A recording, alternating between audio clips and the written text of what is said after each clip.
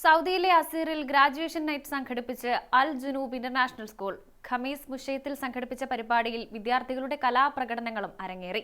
School വാർഷിക പ്രസിദ്ധീകരണ പ്രകാശനവും നടന്നു.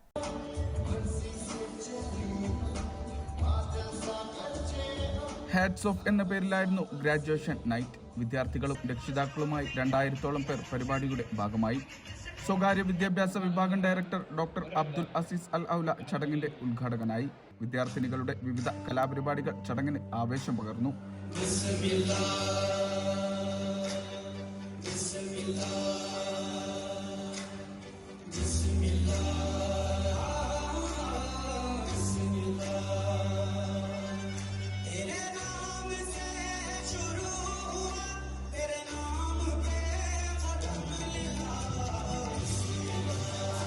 സ്കൂൾ വാർഷിക പ്രസിദ്ധീകരണമായ ന്യൂസ് ലെറ്ററിന്റെ പ്രകാശനവും ചടങ്ങിന്റെ ഭാഗമായി.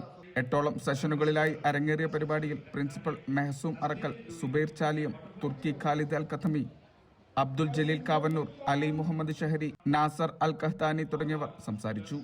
Mujeeb Elluvila, media 1, Abha.